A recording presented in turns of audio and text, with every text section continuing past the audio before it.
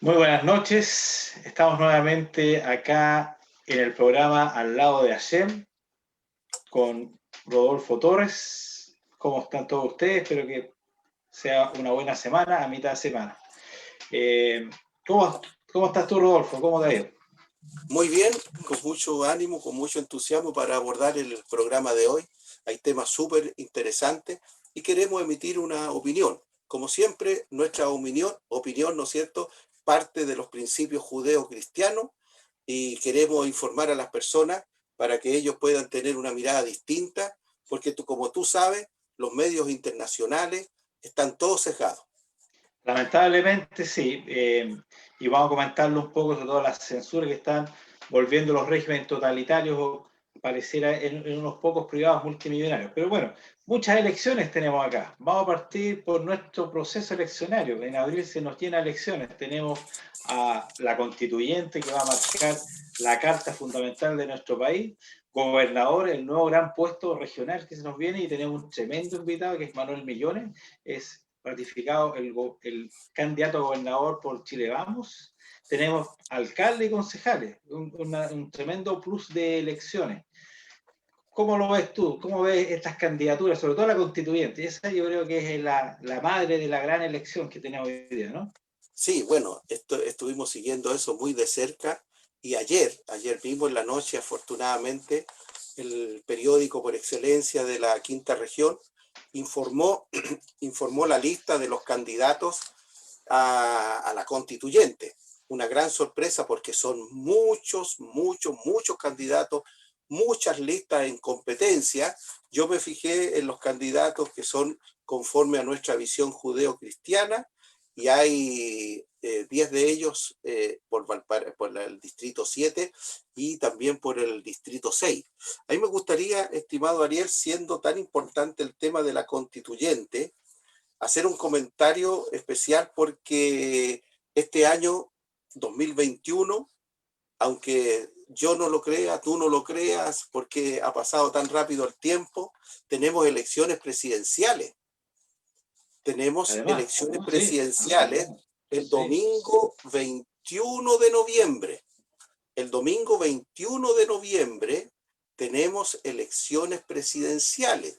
Y la segunda vuelta es el día domingo 12 de diciembre del año 2021. Y fíjate que salió un reportaje muy interesante en la prensa nacional con relación a los candidatos de Chile Vamos. No quiero tocar los candidatos del Frente Amplio y el Partido Comunista, tampoco de la Unidad Constituyente, que es la ex Concertación, ni tampoco los candidatos que puedan ir por fuera, que son algunos de ellos, sino detenerme en los candidatos de Chile Vamos, en los candidatos de Chile Vamos. El Chile Vamos, ¿no es cierto?, que se compone de 4 partidos. Tenemos la UDI, RN, y tenemos Evópoli, y tenemos el PRI. Bueno, en estos partidos tenemos nosotros 4 candidatos, porque también hay uno independiente que va con el apoyo de RN. Y yo me estoy refiriendo a estos 4 candidatos, ¿no es cierto?, a Mario Desbordes, al señor Sichel, estamos con don Joaquín Lavín y también tenemos a la señora Evelyn Matei. Evelyn Matei. Y el reportaje que hacía la prensa nacional con relación a estos 4 candidatos y a la primaria que tiene que haber, porque va a haber una primaria, una elección primaria entre estos 4, ¿no es cierto? De estos 4 tiene que salir uno. Y el reportaje apuntaba al tema ideológico, que es un tema que nos interesa, a nosotros nos interesa muchísimo. Entonces tenemos algunas situaciones allí, ¿no es cierto?, que nos gustaría comentar. Por ejemplo, en el tema ideológico, Lavín se autodefine como socialdemócrata. Entonces a mí me llamaba la atención esta definición y me preguntaba si nuestros amigos que nos escuchan hoy día y los que puedan oírnos después, si conocen bien el concepto. Socialdemócrata. Lavín es socialdemócrata. Sichel es liberal demócrata. Desborde es social cristiano y Matei sería muy parecida a Desborde, en el sentido que tendría una ideología social cristiana. Pero lo primero, cuando Lavín se define socialdemócrata, ¿no es cierto? La parte demócrata la entendemos, se trata de un país con elecciones, con gente que represente al pueblo, pero lo que nos llama la atención es la parte social, la parte social. Eso significa que Lavín ha cambiado de parecer, bueno, ha cambiado muchísimo de parecer en su vida, pero el parecer actual que tiene apunta a que el Estado tenga una mayor participación en la economía. Ahora, yo no sé cuánto mayor es esa participación, si es un 50% o es una totalidad. Bueno, si fuera una totalidad, estaríamos hablando de un socialista derechamente o de un Comunista, más o cosista, menos. de un comunista, ¿no es cierto? Mm. Entonces, cuando Lavín se define como socialdemócrata, le comentamos a los que nos puedan acompañar en esta tarde, él está diciendo que ahora cree que el Estado, ¿no es cierto?, debe hacer diagnósticos de la sociedad en la parte económica y en la parte social.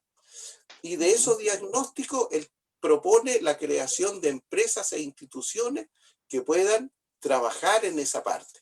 Es decir, al emprendimiento personal, al emprendimiento privado, prácticamente no le deja espacio. Eso Pero significa... será un tema de que suena bonito, porque yo creo que le encanta repetir frases bonitas, pero en el fondo yo dudo que sea un social como el Partido Socialista o la democracia cristiana, porque la bien que estamos con cosas, lo que suena bien lo agarra rápido, ¿no? Y siempre sale en la prensa. ¿Qué tan real? Es difícil yo creerle un tipo, una persona viene de la UDI y era más o menos una UDI, nunca fue liberal, de repente socialdemócrata, como no me Suena cuadra, como ¿no? raro.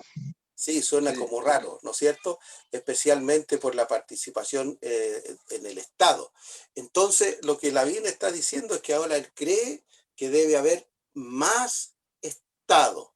El Estado tiene, ¿no es cierto?, que trabajar la economía y trabajar también la cultura, trabajar en la sociedad. No, se le quita el espacio al emprendimiento privado y digamos que con eso muere lo que nosotros conocimos como el Estado subsidiario. Lo que podemos decir con relación a la ideología que profesa Lavín actualmente es que ha fracasado rotundamente, pues en todos los países donde el Estado se ha hecho cargo, ¿no es cierto? Tenemos un fracaso total y el que sufre es el pueblo que no tiene que comer y que tiene hambre. En el caso de Sichel, él se define a sí mismo como liberal demócrata. Es decir, el régimen político también tiene que ser democrático, elecciones, representantes, etcétera. Pero en la parte económica, en el manejo de la economía, él se refiere como liberal, en el sentido de tener un Estado pequeño, muy pequeño, y darle toda la libertad a las personas para poder emprender. Ahora, esto es un poco peligroso desde el punto de vista de la visión judeo-cristiana, porque liberal no solo significa abrirle todas las puertas al hombre para que emprenda en términos económicos, sino también para que el hombre pueda conseguir la legalización de todos sus instintos, de todos sus intereses. En ese sentido, por ejemplo, nosotros tenemos que entender que la ideología de género, ¿no es cierto? Entender el aborto, entender los movimientos LGTBI, la legalización del matrimonio homosexual, todo eso entra dentro del liberalismo, porque el liberalismo consiste, ¿no es cierto?, en darle al hombre plena libertad, no solo para que emprenda económicamente, sino que para que se defina sexualmente, se defina personalmente, etcétera, etcétera. Y eso ya es un poquito complicado, ¿no es cierto? Porque nosotros y el judeo-cristianismo no aboga por un mundo liberal totalmente en la parte, en lo que tiene que ver con la sexualidad y el matrimonio. Desbordes se define como un social cristiano, ¿no es cierto? En ese sentido, él lo que está diciendo él, que él pretende que en la sociedad se apliquen los principios cristianos, pero también se apliquen los principios socialistas, hacer como una mezcla de los dos, ¿no es cierto?, para llevar a cabo. En ese sentido, podríamos nosotros matricular a Desbordes con la Iglesia Católica, que tiene la doctrina social. La Iglesia, ¿no es cierto?, a partir del Evangelio ha elaborado una doctrina para la organización y el desarrollo de la sociedad. Y nosotros tenemos, como Iglesia Evangélica, una visión distinta. No suscribimos la doctrina social de la Iglesia en su plenitud. Nosotros tenemos lo que se llama la ideología cristiana. Ahora, cuando Desbordes se define como social cristiano, y cuando pone la palabra cristiano en segundo lugar, primero social, entonces nosotros tenemos que entender que para eso más importante, no los principios cristianos, sino que los principios socialistas. Y Matei, ¿no es cierto?, Evelyn Matei, más o menos tiene la misma definición de Desbordes. Ahora, como una raya para la suma, diríamos lo siguiente, que es interesante este reportaje y este debate, porque normalmente los candidatos presidenciales de derecha son gente pragmática, gente que trata de resolver los problemas reales, y nunca, digamos, los candidatos presidenciales de derecha entran en el tema ideológico. Entonces, esto es lo que ha hecho distinta esta elección presidencial y particularmente esta primaria de los candidatos de Chile Vamos. Oye, y es importante que la derecha defina bien su ideología, porque hay como una timidez o como una vergüenza, o no querer decir, mira, yo soy cristiano y soy conservador, o soy liberal, o no estoy de acuerdo, no sé, con la ideología de género, con fundamentos, todo. Esa es la democracia, esa es la tolerancia, porque lamentablemente hay un discurso en la cual uno quiere dar fundamentos, no sé, por el matrimonio homosexual, y a uno les parece bien, a otros les parece mal. Pero a mí me ha tocado, lamentablemente, que cada vez que escucho a una persona más conservadora, le dice, lo que tú dices es homofóbico y no lo puedes decir, y se acaba el debate. Entonces se está llevando a como una tiranía de ciertos conceptos en la cual es tabú decir una cosa y otro sí se puede permitir, y la derecha cada vez se ha ido debilitando en ese aspecto. Lo siento como que lo que tú dijiste les incomodaría un montón, porque te van a decir que sí, pero que no, es que puede ser, es que cristiano, pero quizás por acá no, pero los homosexuales que total, no tienen la claridad como tú lo explicaste. Eso es muy bueno, porque uno es lo que es, no tiene que sentir vergüenza por sus pensamientos, por sus convicciones, por sus ideas, por sus creencias, y tiene que ser tolerante, abierto. El matrimonio sexual puede ser que se apruebe o no, no lo sé, pero tiene que ser fundado, tiene que ser discutido, tiene que ser debatido, tiene que ser algo real, no que venga a decir es que la gran cantidad de la población, no es cierto, es un tema puntual de una cierta cantidad de personas, que ya se avanzó mucho en el tema que está la unión civil. No veo qué diferencia hay, lo que has conversado con un amigo, entre un matrimonio homosexual y unión civil, es que no tienen los mismos derechos. Bueno, ponen los mismos derechos, se acabó el problema. Porque se sigue, se insiste, se insiste, se insiste, y a mí no me gusta que uno de los lados quiera más o menos con funas, con insultos y gritos, imponer, mientras el otro se achica. El único que no se ha achicado es José Antonio Caz, uno podrá gustarle o no, pero ese no se achica, por lo menos, o Donald Trump de Estados Unidos. Oye, súper interesante lo que hablaste. Antes, por tiempo, podríamos discutir muchísimo la ideología de tanto, y tú eres experto más por tu libro. Oye, vamos a las elecciones de Israel. ¿Cómo está la cosa allá? Han ido como van con las vacunas, es un ejemplo a nivel mundial, pero en elecciones, sin comentarios, no pueden llegar a acuerdo y nuevamente tienen que irse a elecciones. ¿Cómo anda la cosa en Likud? ¿Cómo anda Netanyahu? Sí, me gusta que entremos a ese tema. Solo decir para terminar lo otro anterior, ya que tú lo mencionaste a José Antonio Caz. José Antonio Caz va directo a la papeleta. Es decir, él no participa en la primaria de Chile Vamos. Entonces, Chile Vamos, claro, el que saque el porcentaje más, los votos, la mayor cantidad de votos ahí, el que compite con el que gane de la lista de acá. Mira, se da una situación, a mi juicio, una situación parecida en Israel, que es conveniente tocarla, ¿no es cierto? Nosotros tenemos el caso de Netanyahu, que quiere seguir siendo primer ministro, ya lleva 12 años ejerciendo esa labor y a mi juicio personal, lo ha hecho muy, muy bien. Pero también don Benny Gantz tiene esa aspiración. Y también el señor Saar, ¿no es cierto?, tiene esa aspiración del nuevo partido que él acaba de formar. La diferencia que hay entre ellos, aparte, digamos, de su política, es el tema justamente ideológico. Por ejemplo, te comento por qué a mí en lo personal oro a Dios para que sea Netanyahu el que siga dirigiendo el país y no Saar y no Gantz, por un tema justamente ideológico. En el caso de Netanyahu, ¿no es cierto?, él tiene una visión judía para su país. Él tiene una visión judía para su país. Gantz, él tiene una visión laica para su país, ¿no es cierto?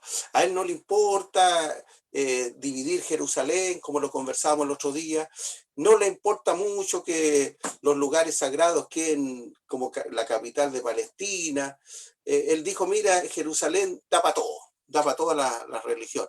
Entonces, ahora, en el caso del señor Saar, no lo conocemos mucho ideológicamente, pero no tiene esa visión ni el interés que tiene Netanyahu. Netanyahu, la verdad es que Netanyahu, estimado Ariel, él quiere cambiarle el nombre a Israel. El señor Netanyahu en su corazón desea cambiarle el nombre a Israel.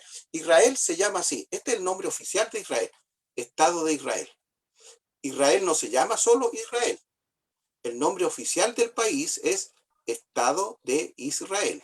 Bueno, en hebreo se dice así, Medinat Israel. Tú cuando hablas en hebreo, no dices Israel, dice Medinat Israel. Medinat, como tú dices, Estado de Israel, pero cuando lo llevan, claro, a 8 idiomas, claro, lo cortan solo como Israel. No sé por qué, no me había fijado en ese detalle. Pero el nombre correcto es Estado de Israel. Entonces, ¿qué quiere Claro, Netanyahu? Es lo que yo veo, Él quiere cambiarle el nombre. Él quiere ponerle Estado judío de Israel. Medinat Yehudit Israel sería. Y ese es un cambio. Ese es un cambio ideológico muy profundo que va en la línea del Israel bíblico, en la línea del Israel histórico. O sea, él quiere darle a su país, ¿no es cierto?, quiere o enfocar a su país en la misión y en la vocación que tiene en la historia, porque Israel es un país judío, ¿no es cierto?, que tiene la misión, Israel tiene la misión de mostrar las bondades del monoteísmo. A diferencia, recuerda que Abraham, ¿no es cierto?, deja Ur porque era un país, una nación politeísta, con todas las implicancias que eso tiene en inmoralidad, en confusión, en discusión, en adversión, en pelea, etc. Él anhela formar una patria monoteísta, ¿no es cierto?, para adorar al Dios que le ha llamado. Así que es importante eso. Y justo, sí, Canaán era una nación de varios pueblos muy idólatras, de muy bajo nivel espiritual, como que Israel, como que Adonai, Hashem, manda a Abraham como en los peores lugares de la tierra, aquí tienes que partir, y de ahí se convirtió ahora en la luz de las naciones. Es tan importante el tema ideológico que ojalá la derecha se atreva a hablar de ideología acá, en otros lados, porque no es menor lo que tú estás diciendo, no es nada menor. Pero exacto. Y la otra cosa, lo Ariel, ocultan muchas veces. sí, la otra cosa, Ariel, que cuando hablamos de politeísmo, no estamos hablando solamente en un tema netamente religioso como lo conocemos ahora. El politeísmo, ¿no es cierto?, involucraba el sacrificio de seres humanos, el sacrificio de mujeres, de niños, con todo lo que eso con todo lo que eso significa.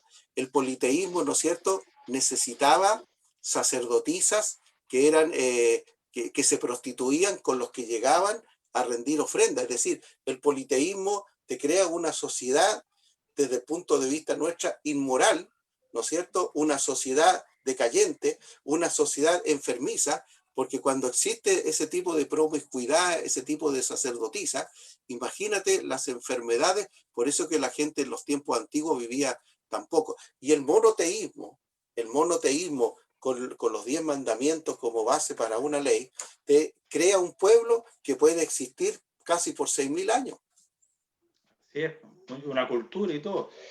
Oye, pasémonos al otro lado del planeta. Yo sé que estás un poco triste por lo que pasó en Estados Unidos. Bueno, mucha gente apoya a Donald Trump, pero ahí luchó hasta el final. Lamentablemente no se pudo dar el tema y oficialmente Joe Biden es el nuevo presidente de Estados Unidos.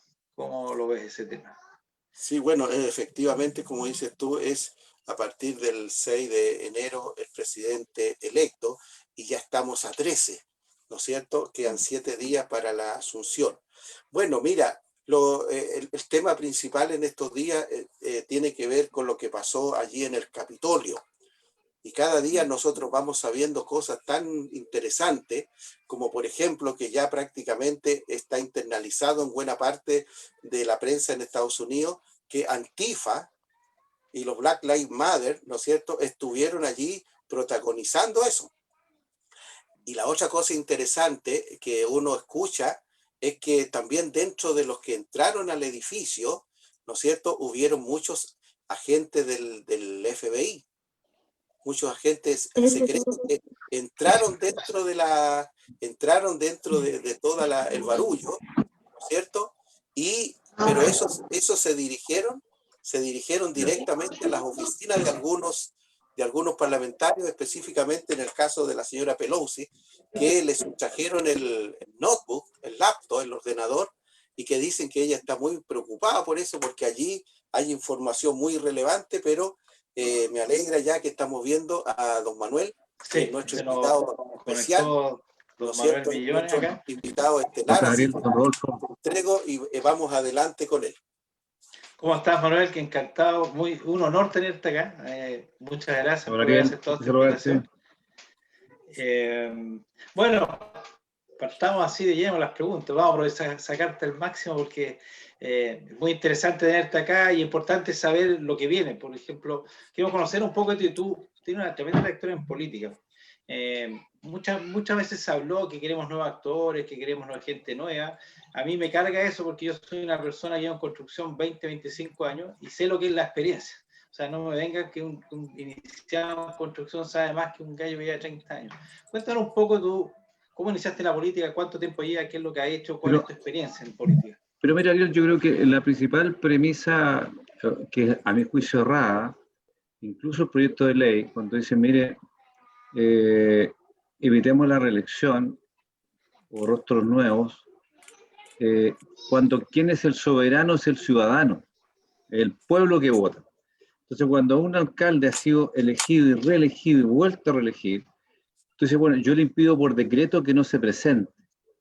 Pero si el ciudadano juzgó que quiere continuar con ese alcalde o con ese parlamentario, entonces yo creo que ahí hay una distorsión del sentido de la democracia.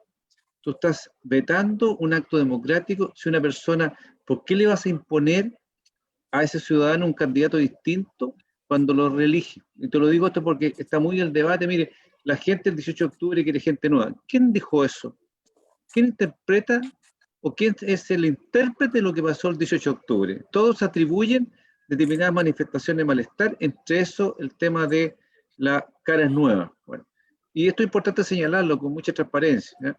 Eso lo digo porque uno puede decir, esto ocurre en la actividad gremial, en las juntas de vecinos, en que hay dirigentes que llevan 30 y 40 años, y uno si no sabe que este dirigente ya lleva mucho tiempo, lo saco, por decreto, por ley. Bueno, y si su comunidad lo elige y lo reelige, entonces creo que hay que ser respetuoso. Entonces no puedes tener democracia para algunas cosas y para otras tú impones una voluntad política, ¿eh? En el caso del Congreso estableció, no señor, usted no va más. Bueno, digo eso, mira, yo soy una persona de clase media, emergente, y lo digo con mucha humildad. Mi padre fue un trabajador textil, mi madre fue una funcionaria pública del Hospital de Viña del Mar, secretaria del Hospital de Viña del Mar, de la posta infantil, por lo tanto, una realidad obrera. Ya era un obrero textil, ya tejía, hacía medias, ¿ya? Para el abuelo del tenista Masú, ¿ya? Para el abuelo Masú, y mi padre trabajó para él mucho tiempo. Mi madre trabajó en un hospital. Entonces tengo de una clase trabajadora. Fuimos 6 hermanos, ¿ya? Nacimos y vivimos en Chorrillos, Viña del Mar, y con mucho esfuerzo, ya mi madre nos sacó adelante. Tuve dos hermanos con discapacidad. Un hermano que en esos años era el tercero con una hidrocefalia severa, que lo tuvo postrado toda su vida, vivió 40 años, y en eso entonces, él nació en el año 62, no había la tecnología hoy día, y esa enfermedad de la hidrocefalia era bastante compleja de abordar, y los médicos le señalaban que habían 50% de vivir y 50% de morir. Y mi madre optó por tenerlo porque le dijeron, mire, su hijo no vive más de 4 años. Y mi hermano vivió 40 años, siendo prácticamente un vegetal, porque era un niño que no desarrolló lenguaje, no desarrolló movilidad, y estuvo postrado toda su vida. Y después mi hermana menor, otra hermana que es enfermera, otra hermana que es profesora, y mi hermana menor es mi regalona, tiene síndrome de Down. Por tanto, también sé, imagínense lo que significa en ese tiempo sacar una familia con 2 niños con discapacidad, que hoy día hay mucha ayuda del Estado. ¿Ya? En esos años 60, 70 era prácticamente imposible tener esta red que hoy día existe. Y mis padres nos sacaron a todos adelante, a los 4 hermanos, todos somos profesionales, ya pasamos bastantes penurias. En esos minutos me acuerdo todavía que nos sentábamos en cajones de madera, ¿ya? Y era bastante complejo. Y me acuerdo de mis niños, no me creen, nos bañábamos en baños públicos. Si de repente esta revolución después del gobierno militar, o como quieren llamarle, hubo esta apertura al comercio internacional, o un país desarrollado, o permitió toda esta cosa de acceder a auto, a teléfono y a tecnología.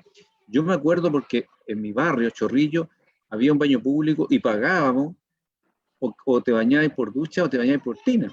Eso lo viví yo en carne propia, ¿eh? Y esa era la situación, para qué hablar de un califón y para qué hablar de televisión. Y posteriormente fue el 76, 77, 78, cuando se abre el mercado, cuando se abre el país, abre nuestro comercio, tuvo impacto económico brutal, ¿no? Las microempresas, el emprendimiento, fue el costo de la implementación de ese modelo.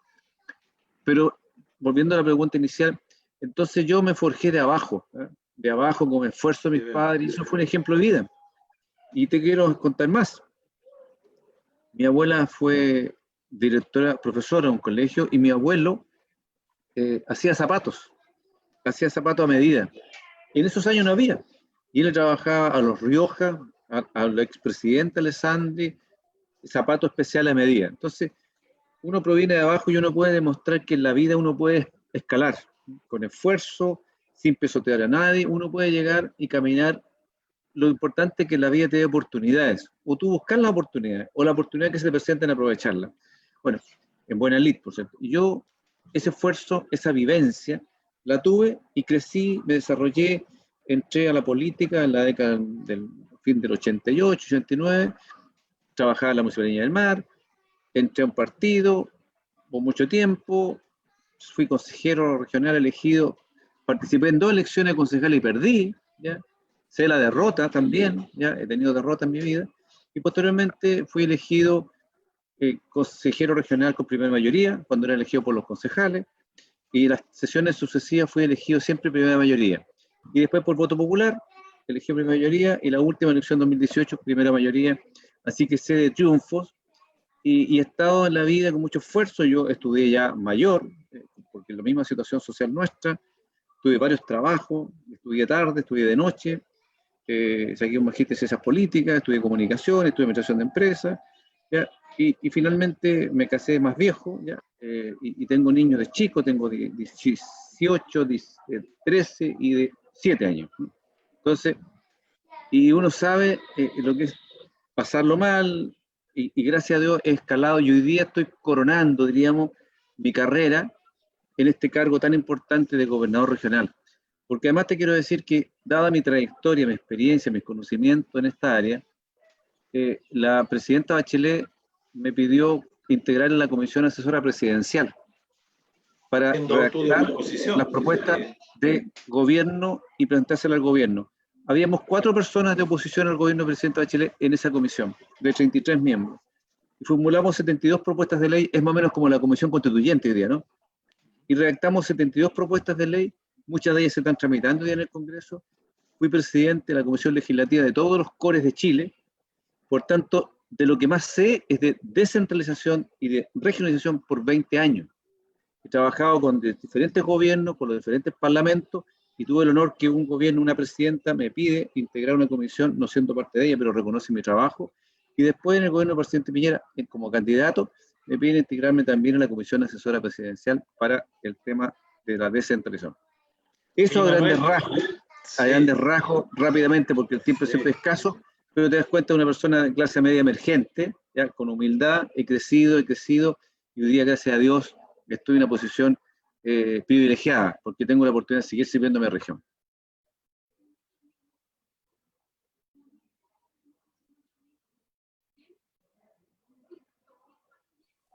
Adelante, Ariel. ¿Qué pegado, Ariel? Rodolfo. Sí, don Manuel, gusto de saludarle. Aquí con Ariel siempre estamos los días miércoles en un programa que se llama Al lado de Hashem. Hacemos una mirada al mundo, lo que pasa en Chile también desde el punto de vista judeo-cristiano. Nuestro programa se difunde también por 4 radios, aparte de online. Yo encontré en la prensa local sus ejes en su programa de gobierno, ¿no es cierto?, en caso de llegar a la gobernación regional. Y su primera preocupación tiene que ver con la reactivación y el empleo.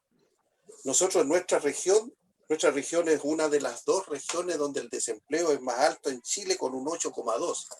Y la capital regional tenemos un desempleo, una cesantía del 13,4%. ¿Cuáles serían sus políticas para poder reactivar la economía con esta pandemia que cada vez la quiere aplastar más, y también para poder generar nuevos empleos para nuestra gente aquí, no solo en Valparaíso, sino que en la región? Mire, don Rodolfo, en primer lugar, estando yo como consejero regional, nosotros invertimos el año pasado prácticamente 40.000 millones para enfrentar la pandemia. De esos, casi 15.000 millones fueron para reactivación económica. Corfo, Cercote y FOSI para levantar primero la cola del estallido social, de los comercios que fueron destruidos y quemados, y en segundo lugar con la pandemia en sí mismo. Hicimos un aporte.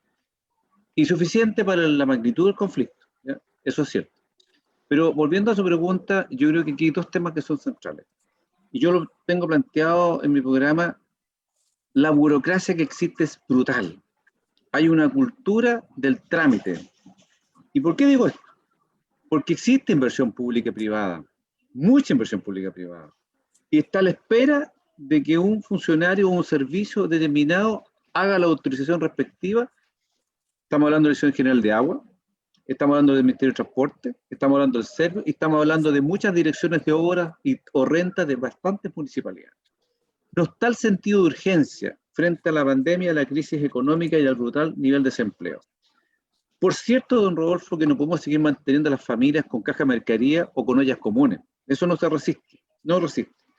La gente come todos los días. Tampoco con subsidio de empleo, que nosotros ya invertimos 12.000 millones para contratar gente, mano de obra, media jornada y jornada completa. Porque estamos en un problema casi estructural, ¿ya? Y además un estado de desánimo. Y con la pandemia, el comercio, que es el que más consume mano de obra, en el suelo, ¿ya? Y con esta amenaza de fase 1, fase 2, y con medidas contradictorias del mismo gobierno, ¿no?, en esta materia. Entonces, yo creo que lo primero hay que desentrabar, y se lo ha planteado al intendente, que es necesario generar una ventanilla de antiburocracia. Que un ciudadano, con la tecnología que existe en el mundo, pueda saber dónde está su proyecto y no andar de puerta en puerta y en puerta, y a alguien darle sentido de urgencia. Y la verdad es que se dan los tiempos máximos. Hay proyectos que demoran meses en ser autorizados porque un señor no estaba o salió a mediodía, y ahora trabajan en algunos teletrabajos y no están en la oficina. Y eso no puede ser, y te lo reitero, hay plata. Y yo se lo dije a todos los ministros hace 2 semanas atrás: mire, con todo este plan millonario que usted ha puesto ahora, si no resuelve el nudo de entrada de los proyectos, vamos a terminar paralizados. Quiero decirlo más, hemos propuesto varias medidas que no han sido acogidas.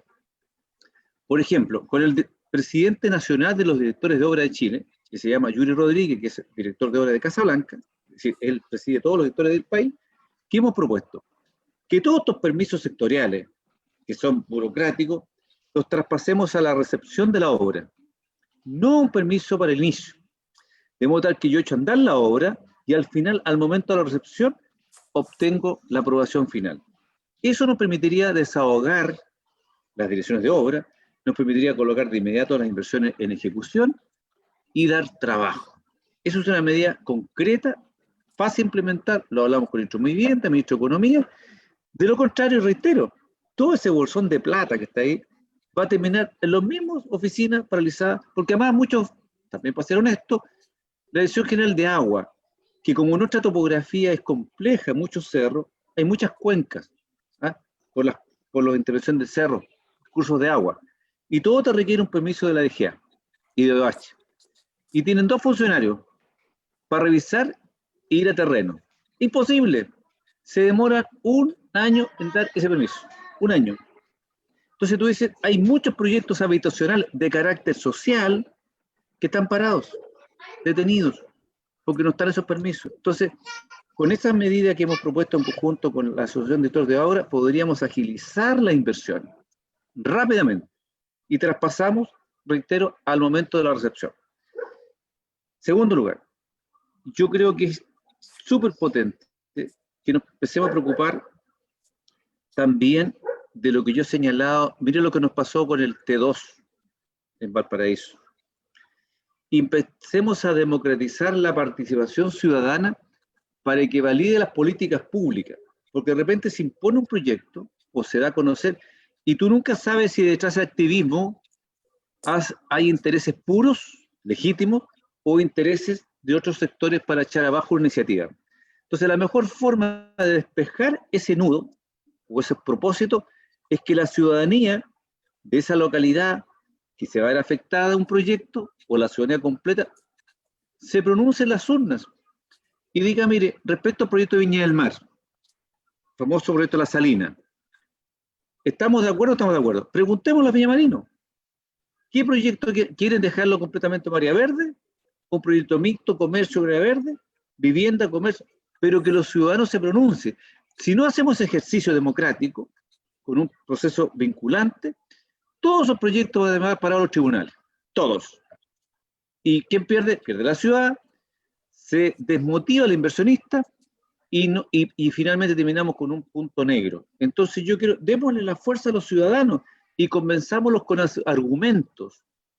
Y no todo puede ser negro y blanco. Tenemos que generar acuerdos. Y hoy día las ciudades son más amigables. Yo quiero decir lo que esto mismo yo le he dicho a la Cámara de Construcción. Señores, o se suben al debate o la ola va a pasar por arriba en el tema constituyente. Es decir, hoy día hay una ciudadanía más empoderada y por lo tanto tenemos que saber escuchar más a los ciudadanos y ser capaces no de colocar más trabas a la inversión, cómo facilitamos que se ejecuten los proyectos. Entonces ahí también hay una apuesta de validar, respecto a eso, de contrario vamos a seguir con proyectos paralizados. Con respecto a eso, claro, mucho, sobre todo la izquierda, todo el tiempo dice yo escucho al pueblo y uno ve gente quemando, rompiendo. Yo me acuerdo cuando se votó por el presidente Piñera, bueno, jamás tuvo la nueva constitución, votamos por un régimen liberal, capitalista, emprendimiento. Bueno, y la violencia empieza a imponer agenda. Y constantemente uno, o sea, ve las votaciones como que muchas veces no tienen tanta fuerza porque vienen un energúmeno a romper, quemar, y Carabineros actúa que los derechos humanos. Entonces uno se siente que cada vez más energúmenos o más tipos violentos empiezan a imponer agenda. ¿Cómo se podrá rescatar? Y sobre todo en Valparaíso, yo me acuerdo, fui en diciembre a Valparaíso, casi me puse a llorar, como una cosa, mira, pero me dio una rabia así ver cómo destruyeron el país. Ese tema en particular yo lo hablé hace una semana atrás. Soy miembro de la Comisión de Seguridad del Gobierno Regional con el general de Carabineros. Y la verdad que la respuesta es bastante dura, porque Carabineros, parte del estallido y todo el desprestigio que se ha hecho de estas campañas, se ha debilitado la institución, se la ha debilitado, ¿no es cierto? Y los errores que se han cometido por parte de la misma institución, y los hechos de corrupción que existió en un momento en un sector de Carabineros, que afectó a los carabineros, a los miles de carabineros honestos. Pero también ellos tienen al año, se van 1.600 que de baja, entre retiro y jubilación, 1.600. Son 60.000 hombres, pero 1.600 al año. Ellos tienen hoy día un déficit de 40% carabineros. Un déficit de un 40% carabineros. No quieren ingresar, mal pagados además, cuestionados. Entonces, ¿por qué digo esto? Cuando fuimos a ofrecerle apoyo económico para duplicar o triplicar el parque automotor, entonces dice, mire, si no tengo efectivo, usted me puede triplicar la inversión y no tengo dónde. Nos ha ocurrido que hemos comprado motos y no hay motoretistas, no hay conductores, ¿ya? O vehículos paralizados. Entonces, ¿qué tengo que decir con esto? Que hay un problema estructural. Y lo que es más grave, don Rodolfo y Ariel, en que saliendo de la reforma de Carabineros, se va a volver a la formación de 2 años. Y por lo tanto vas a tener 2 años críticos, con carabineros retirados, fuera de la institución, y con menos carabineros que estén ingresando. Vamos a tener un periodo bastante complejo. Por eso, yo he propuesto en mi programa que tenemos que tener una suerte de policía municipal, que al igual que Huechuraba, Las Condes y Providencia, cumple un rol destacadísimo en la prevención, incluso en las detenciones. Este es un dato no menor. Un alto porcentaje en Huechuraba de las detenciones la hace la policía municipal, ¿ya? Entonces tú tienes efectivos que son coayudantes de la seguridad, son rápidos en la respuesta frente a una denuncia, un delito, y te dan un sentido de seguridad en la comunidad. Como eso son las 3 comunas ricas, ¿ya? Mi propuesta es que nosotros financiemos del gobierno regional esta policía en las ciudades con más tasa de delitos, ¿ya? Estos inspectores municipales que se replican como modelo policial en Las Condes, Providencia, Huechuraba. Me decían carabineros que el 70% de las detenciones en Huechuraba la hace la policía municipal, porque la ley autoriza los delitos en flagrancia y tú puedes actuar, cualquier ciudadano. Entonces, a tu pregunta, ¿por qué estoy preocupado de esto? Porque, mira, nunca habíamos tenido tanta droga y tanto armamento. Y hoy día hablaba justamente que estamos convocando una nueva seguridad ciudadana, porque aparte Carabinero, PDI y la Fiscalía, falta otro actor, aduana. Aduana. Te quiero decir, Rodolfo y Ariel, que no más del 5% de la carga es aforada, es decir, revisada, que ingresa y sale. Entonces tú tienes un 95% de carga que está ingresando sin control. Hay modelos aleatorios, ¿no?, de saber cómo viene, pero cuando tú te das cuenta que por alguna parte ingresa la droga, entonces tenemos que meternos mano a aduana, a colocarle tecnología a aduana para pesquisar los contenedores, para tener estos escáneres que permitan filtrar, pero no puede ser que hoy día tengamos pasadizo la droga y pasadizo ingreso de armamento. Entonces, otro actor que yo creo que es importante es aduana en esta mirada global de seguridad.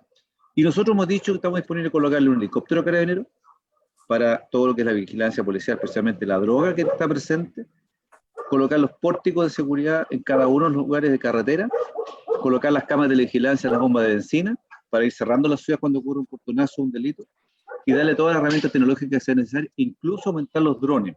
Para que usted sepa, nosotros invertimos 7.000 millones en drones, que son arrendamiento de horas. Y Carabineros con un vehículo especial, una funcionaria, tiene horas y salen a fiscalizar mañana, tarde y noche.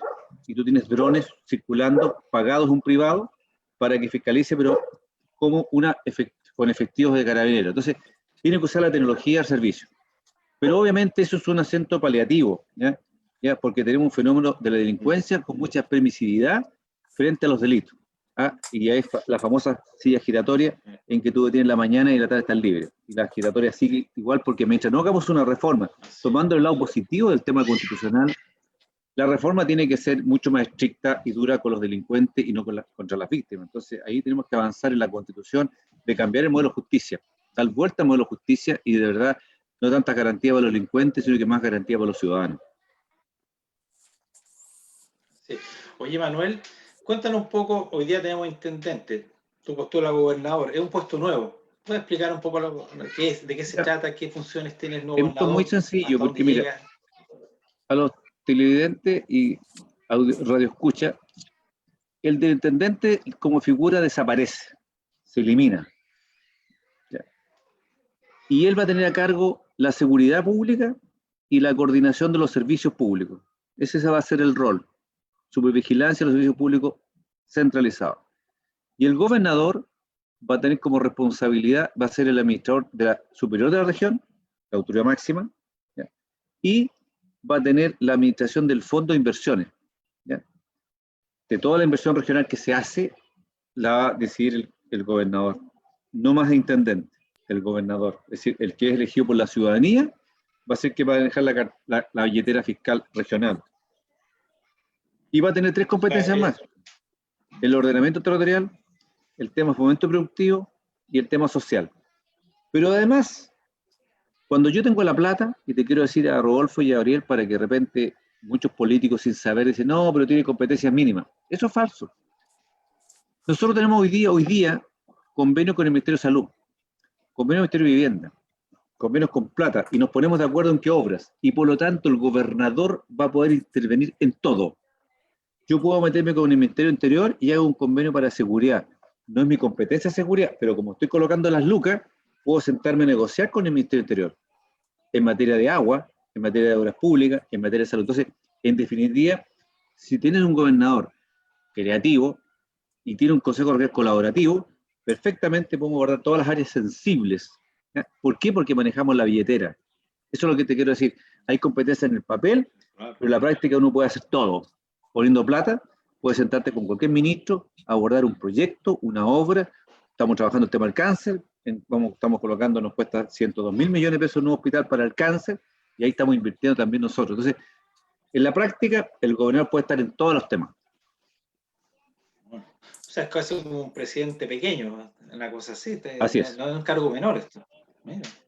Don Rodolfo, ¿querías contar algo? Don Manuel, yo tengo aquí, porque salió en un medio de noticias regional, prácticamente todos los ejes de su programa de gobierno. Y hay alguna cosita aquí que me gustaría preguntarle. Dice aquí que en materia de vivienda, usted postula a crear un banco de suelos.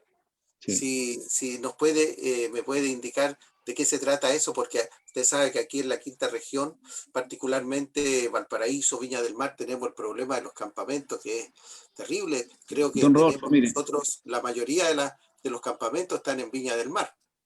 así es. Mire, don Rodolfo, efectivamente tenemos un problema estructural que se agudizó después del estallido social y con la pandemia, ¿ya? Y los campamentos se escaparon de control, ¿ya?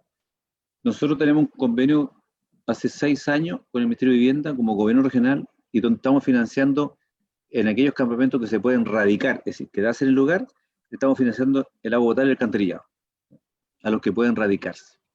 Y a los otros, el Ministerio de Vivienda está asumiendo la responsabilidad de trasladarlo con subsidio a proyectos distintos dentro de la región, ¿ya?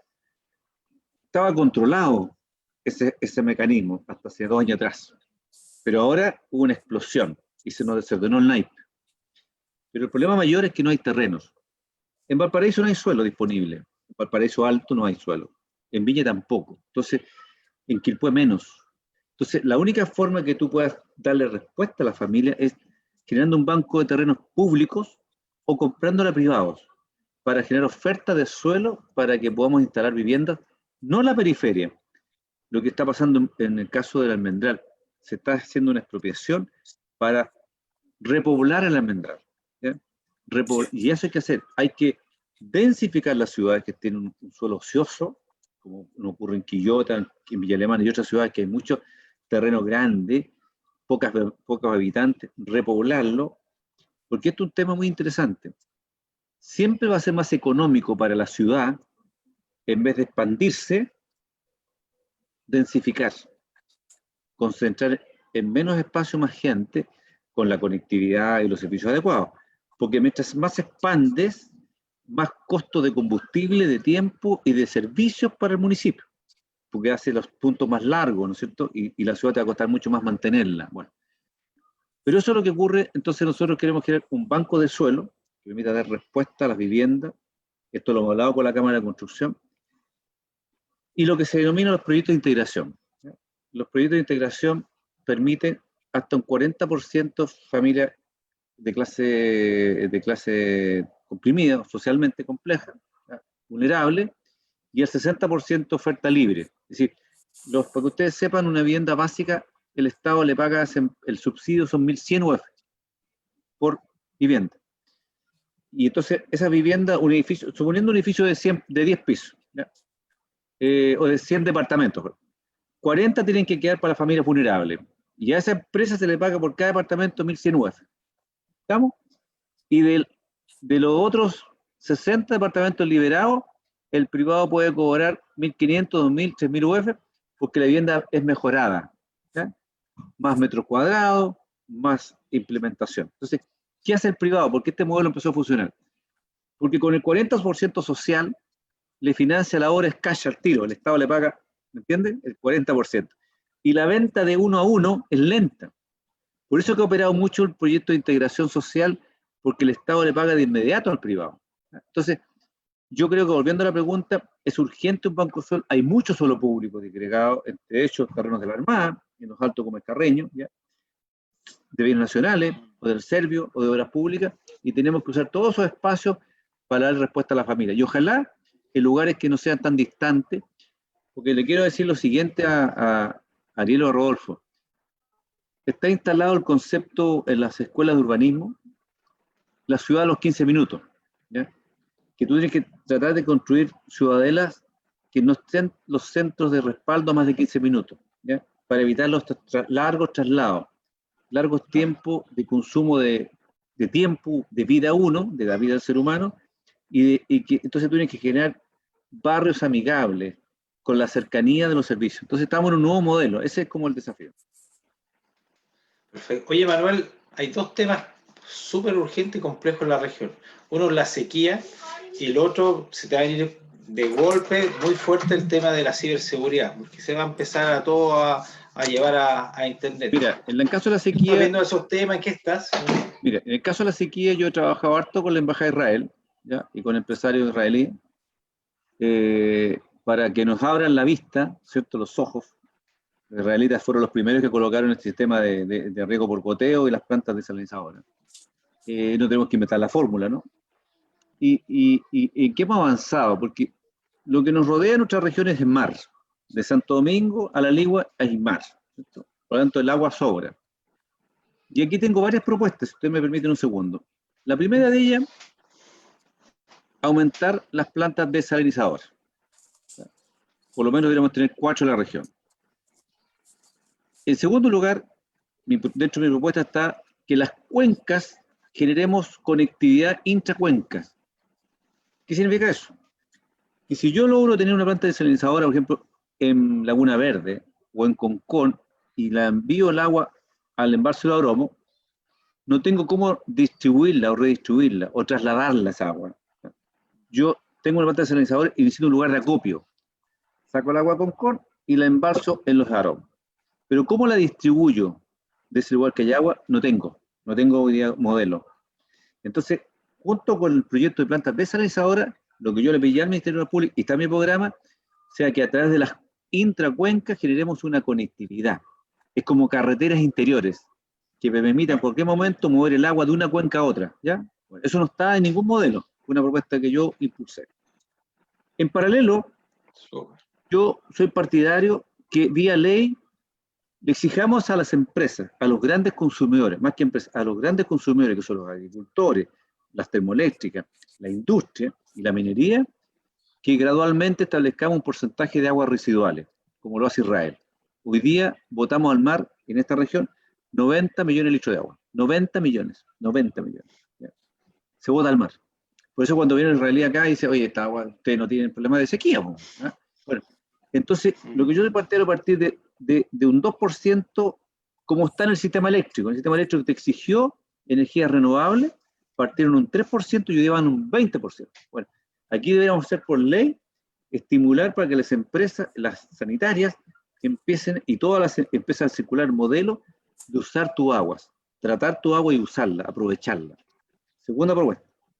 Tercera, nosotros creemos que es súper importante, junto con estos modelos, viene la carretera hídrica. Hay 3 proyectos en concesiones de carretera hídrica, ¿ya? Que es traer agua de Biobío o del Maule a la región, a las regiones, ¿no?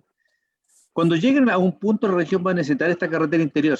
Yo me estoy anticipando ese ejercicio, porque si la acopian en un embalse, después ¿cómo la trasladan?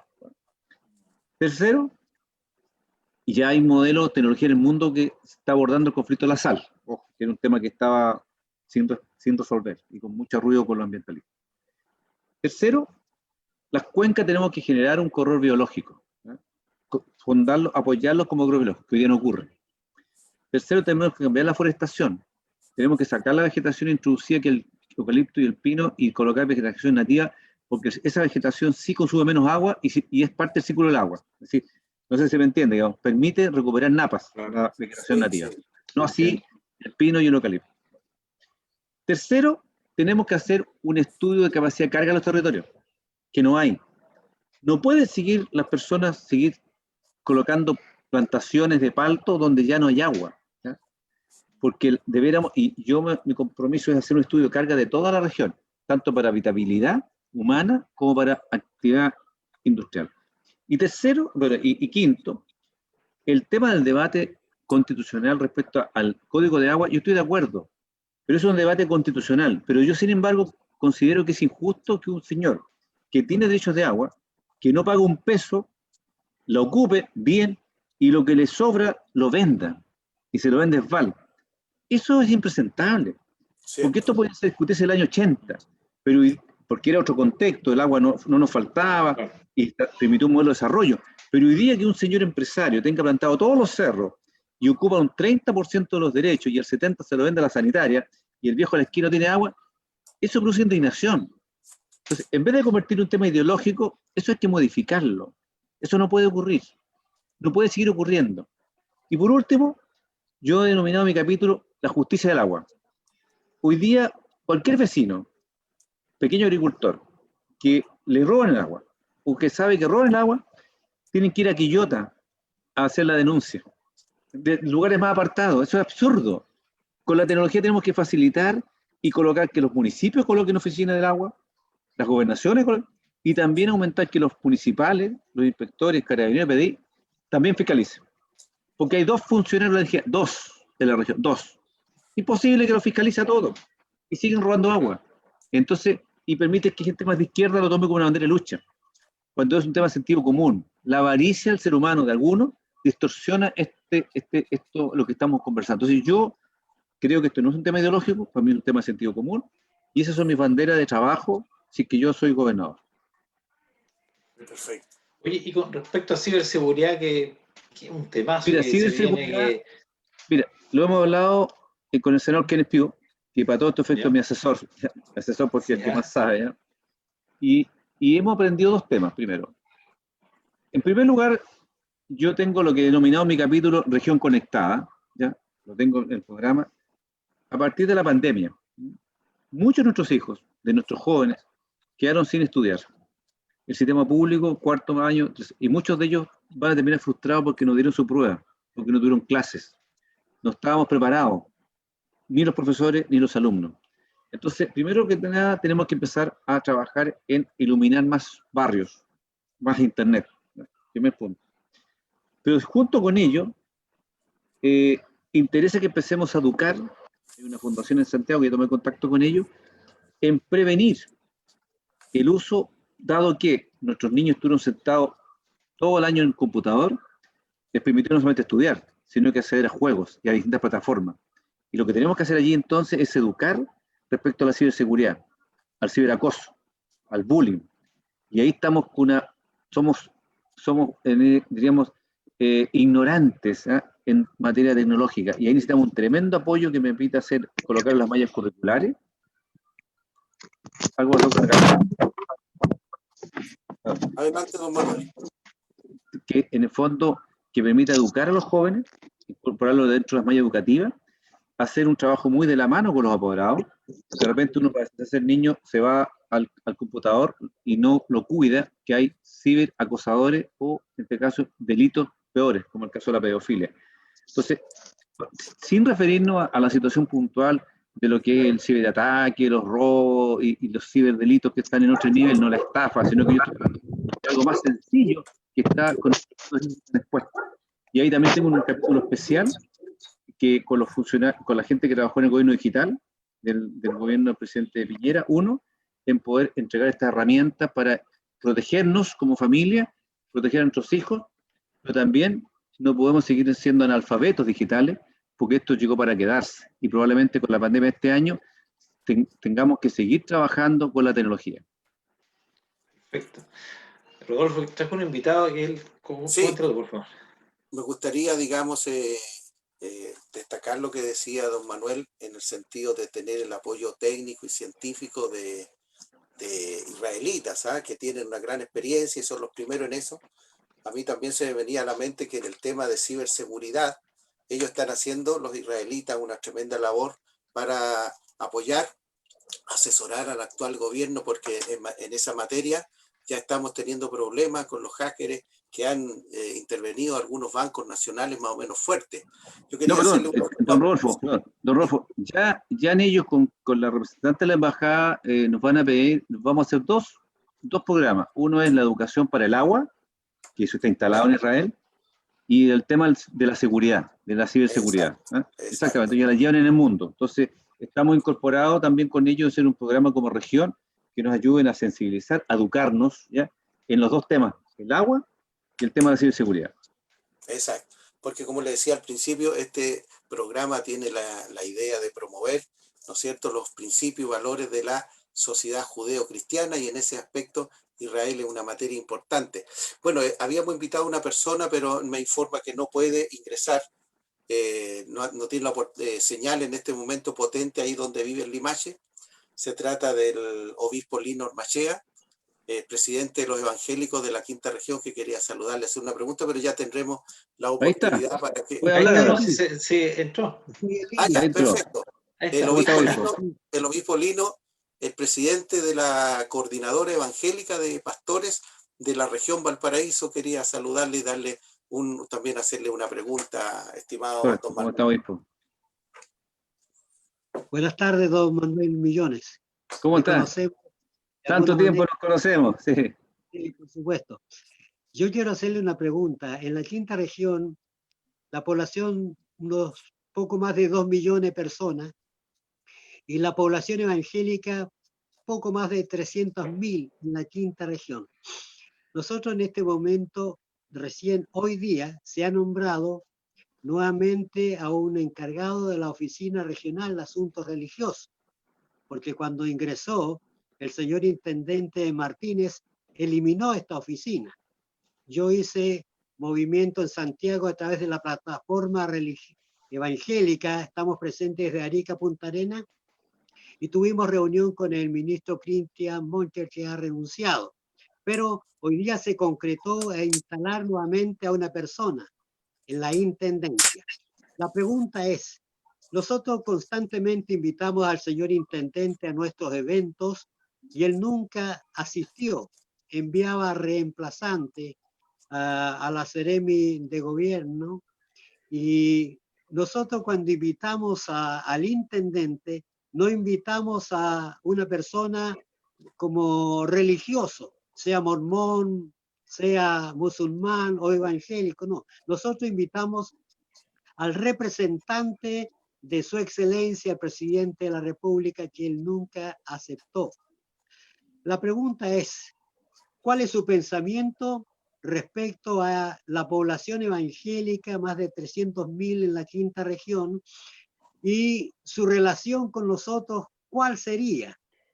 A diferencia del actual señor intendente, o permaneceremos siempre allí aislados de alguna manera en discriminación, a pesar de que tenemos una ley que nos favorece, la ley 19.088, trabajamos muchos años hasta que se logró. ¿Cuál sería su relación hacia la iglesia evangélica, sobre todo cuando tenemos eventos que convocan a las iglesias en la región?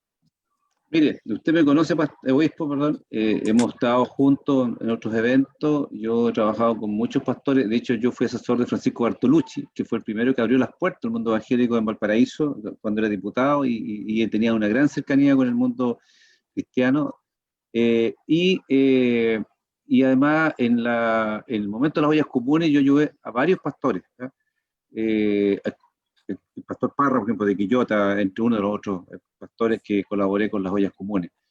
Y la verdad que más allá de eso, yo creo que, se lo he dicho a los pastores que yo he conversado con ellos, un trabajo que ustedes tienen que es irreemplazable, es todo lo que hacen en sus comunidades respecto al tema de la prevención y los valores, el tema que trabajan con la droga y el alcoholismo. y con la familia, ¿ya? Ese trabajo hoy día es cada día más necesario, ese apoyo que ustedes lo realizan en sus templos y también en las cárceles, ¿no? Es súper potente. Y por lo tanto ustedes son un apoyo para la autoridad de turno, cual fuera, no solamente en lo que se refiere a hacer cumplir la ley, ¿no? De libertad para todos, de igualdad, y ganando espacio y darle un lugar en el gobierno regional, sino que también un aliado en el combate a la desigualdad social, en el tema de la pobreza, en el tema del trabajo a los más desvalidos, en las cárceles, que son centros del delito, y ustedes están ahí presentes, con los más malos de los malos, están ahí, ustedes están ahí, pero fundamentalmente el flagelo que más nos golpea, que usted hace un trabajo maravilloso, es en el tema de la rehabilitación de la droga y el alcoholismo. Y ahí, ciertamente, que en esa área, yo creo que hay otras, pero particularmente en ese mundo, que es un tema con los jóvenes, usted trabaja mucho con los jóvenes, son un pueblo muy motivado, yo necesitaría un aliado si fuera gobernador. No solamente una oficina por cumplir, y estar bien con ustedes, caerles simpático, sino fundamentalmente reconocer esa historia, ese trabajo que ustedes hacen con los más pobres en distintos segmentos sociales. Ese sería mi compromiso, por lo menos, que yo quisiera tener un aliado en el mundo, en este caso evangélico. Gracias, gracias. Parece... Porque, como le decía, nosotros cuando fue nombrado el señor intendente fuimos a ponernos a su disposición. Fuimos representantes de todas las provincias, un número más o menos de 23, 24 pastores representantes.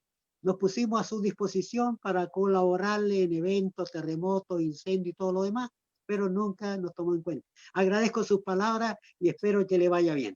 Mire, obispo, antes de que se retire, mire, yo tengo, y quisiera invitarlo a usted, no tiene, usted creo que tiene un cementerio, pero mire, yo en una cruzada que tuve con el almirante Arancibia, construimos un mausoleo en un cementerio católico que nos pasó el terreno, un mausoleo para los niños abortados. Y mi esperanza es que pudiéramos, ojalá en cada comuna, en cada cementerio municipal, hacer lo mismo.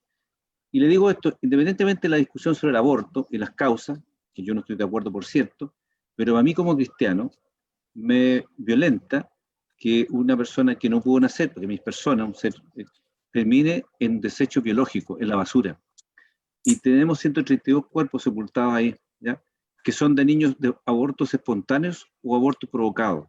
Bueno, ahí también tengo un desafío con el mundo religioso, que nos ayuden a instalar, reitero, no quiero entrar al debate del motivo del aborto, lo que me interesa es que ese cuerpo tenga una sepultura digna, ¿ya? Y me ha costado mucho convencer a los alcaldes que pudiéramos abrir otros espacios para que esa persona, o ese niño, ese ser humano que es nonato, pero que se le impidió nacer, pueda ser sepultado dignamente, y no en vísceras de una operación, o terminan hoy día en un basural. Eso, independientemente de la religión, es una causa humana, ¿ya? Y también quiero invitarlos a trabajar en eso, una causa humana, que hoy día a poco les importa dónde terminan sus cuerpos. A mí me importa como ser humano, me importa como hijo de Dios. Sí. Pues yo lo único que puedo decir, yo soy judío, no nos gusta certificar mucho. Yo me he preguntado a muchas personas cómo es Manuel Millones, y ha sido coincidente, es una persona derecha y correcta. Entonces, cuando en el judaísmo ocupamos mucho eso, pregúntale a muchos, y si es coincidente, es porque lo es. Entonces yo tengo plena fe de que, si es que gana la elección, si es que yo creo que va a cumplir y va a haber una buena relación, porque es cierto, es muy inteligente lo que hace Manuel.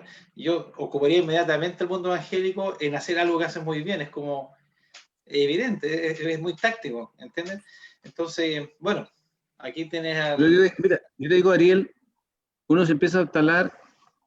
Yo trabajo hace mucho tiempo, cuando lo dije en la descripción de mi vida, que tengo una hermanita Down y un hermanito que tuvo hidrocefalia, yo tengo mucho trabajo con las organizaciones de niños discapacitados, mucho trabajo, ¿ya? Particularmente niños autistas y Down, ¿ya? Y Asperger. Bueno, esa situación que es de los invisibilizados, ¿ya? También todos tenemos espacio para colaborar. Miren lo que le pasó con sus papás y mamás, que como se suspendieron las clases, esos chicos tuvieron que ser contenidos en su hogar. ¿Cuántas mujeres de estos niños, mamás de estos niños, han sido abandonadas? ¿Ya? Entonces, distintas discapacidades, por cierto, una mental y otra de punto física. Y hay cosas muy sencillas que uno puede ayudar una mano. Ustedes se han puesto en el lugar de una madre con un niño discapacitado que tiene que postergarse afectivamente, laboralmente, profesionalmente para cuidar a ese niño y muchas veces dejada de lado. Entonces, tenemos una tarea en común con el pueblo evangélico, que son causas universales, ¿ya? Y son causas universales, son causas humanas. Entonces, eso también yo los invito a involucrarse en estas áreas que son muy sensibles, ¿ya? Que son sensibles y siempre tocamos lo mismo, falta recursos, ¿ya? Pero se pueden hacer con creatividad. Podemos formar voluntariado. Yo estoy trabajando con las universidades para poder hacer este tema también. Así que me interesa contar con el apoyo de ustedes para hacernos cargo de estas demandas. Así es. Oye, ya nos pasamos un poco la hora. Bueno, una última pregunta, Rodolfo, y vamos cerrando el programa. No, digamos, agradecer a Dios la oportunidad que hemos tenido de conversar con don Manuel Millones. Yo creo que somos el primer programa radial que lo tiene en este periodo. Recuerden que recién antes de ayer, el día lunes, se definieron las candidaturas. Yo comprometo mi voto por el don Manuel Millones porque él acaba de decir algo muy impactante para mí. Yo soy una persona cristiana.